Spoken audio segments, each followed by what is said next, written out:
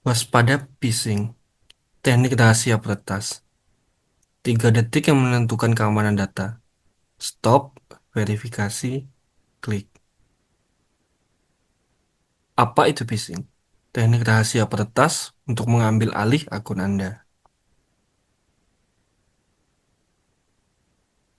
Phishing merupakan tindakan penipuan online dengan memanfaatkan produk digital seperti email, sosmed, WhatsApp, IG, Facebook, dan juga website atau URL link untuk mendapatkan data pribadi si korbannya.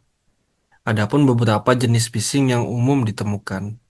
Yang pertama adalah spear phishing atau phishing dengan target spesifik, bisa perorangan, organisasi, atau kelompok tertentu.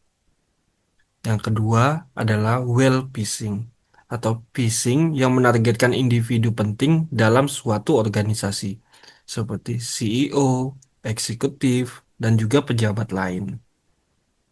Yang ketiga adalah clone phishing, yakni teknik menyamar sebagai individu atau organisasi spesifik dengan membuat username yang sekilas tampak identik dengan individu atau organisasi aslinya.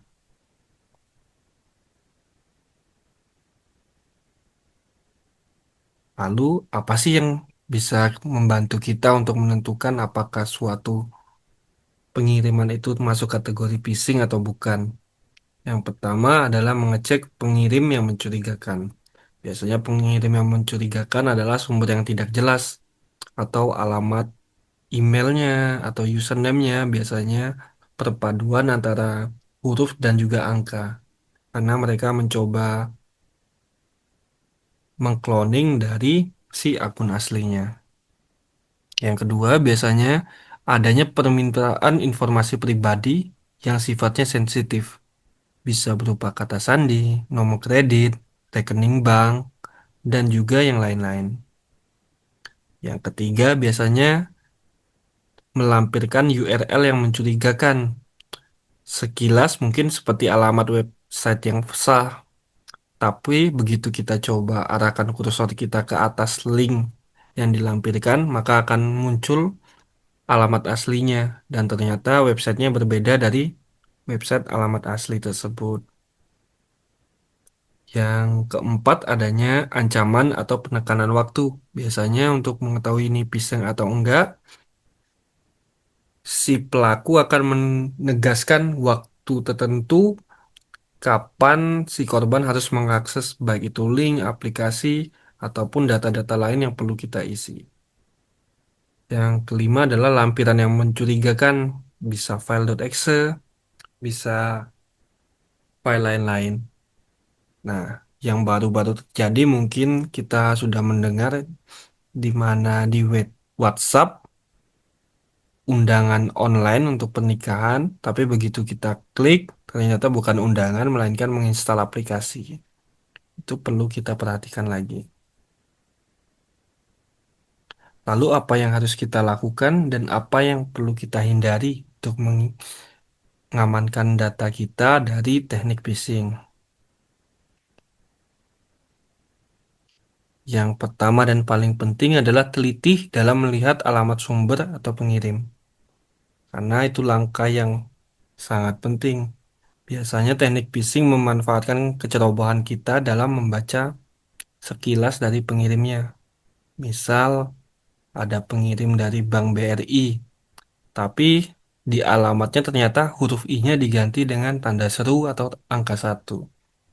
Jika sudah seperti itu, harap jangan melanjutkan lagi membaca ataupun mengklik lampiran maupun link yang disediakan oleh si pengirim tersebut. Yang kedua, harus selalu memanfaatkan teknik stop, verifikasi, baru diklik. Jadi urutannya harus 3 seperti ini.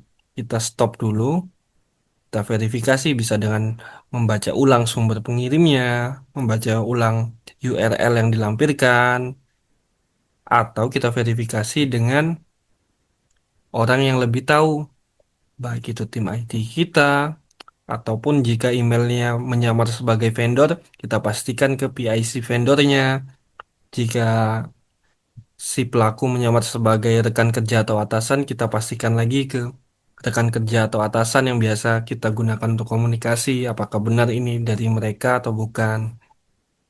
Lalu baru jika memang sudah terverifikasi, boleh kita klik linknya.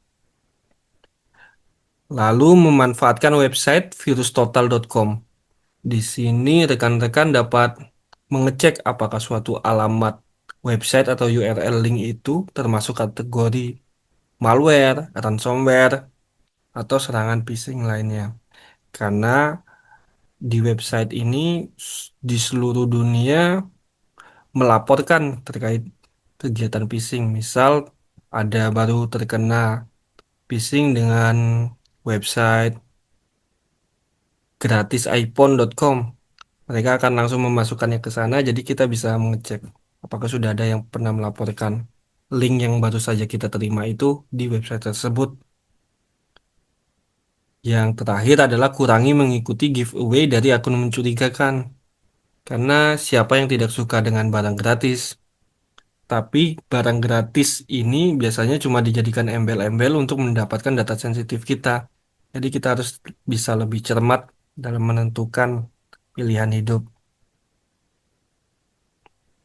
Lalu apa yang tidak boleh kita lakukan atau yang harus kita hindari? Yang pertama itu melakukan transaksi secara langsung sambil berkomunikasi. Ini adalah sumber yang paling sering menarik korban. Karena biasanya begitu kita sambil berkomunikasi, kita lebih gampang paniknya. Jadi begitu orang mengaku sebagai keluarga, orang mengaku sebagai teman dekat, ataupun sebagai atasan di telepon, mungkin suaranya mirip dengan suara yang kita kenal, tapi ternyata itu hanya pura-pura saja. Karena sekarang sudah teknologinya makin canggih, orang sudah bisa memanfaatkan AI.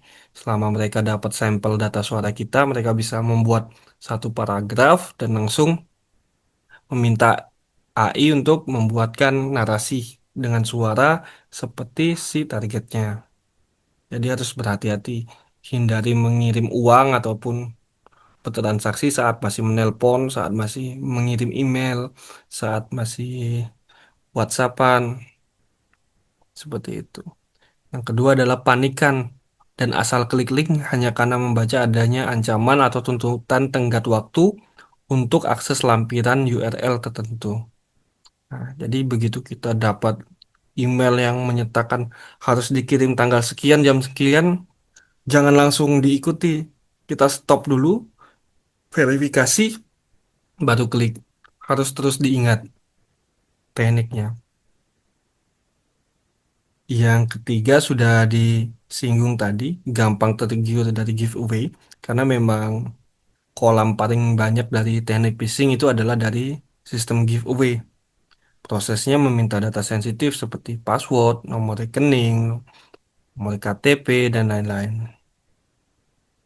Lalu yang terakhir adalah menginstal aplikasi dari sumber mencurigakan atau dari sosial media. Seperti tadi contoh kasus di mana di WhatsApp pura-pura sebagai mengirim undangan, ternyata begitu kita klik bukan undangan PDF atau PPT yang kita terima, tapi ternyata menginstal aplikasi. Jadi hindari itu. Kalaupun kita ingin menginstal aplikasi, pastikan kita menginstalnya dari vendor resmi aplikasi masing-masing. Untuk di handphone mungkin kita pastikan dari Play Store atau iOS Store. Karena tentu begitu aplikasi dimasukkan ke dua vendor itu sudah melalui tahap verifikasi dan sudah jelas siapa pembuatnya dan lain-lain sehingga bisa di-tracking. Jika kita menginstal aplikasi via sosmed, kita tidak tahu.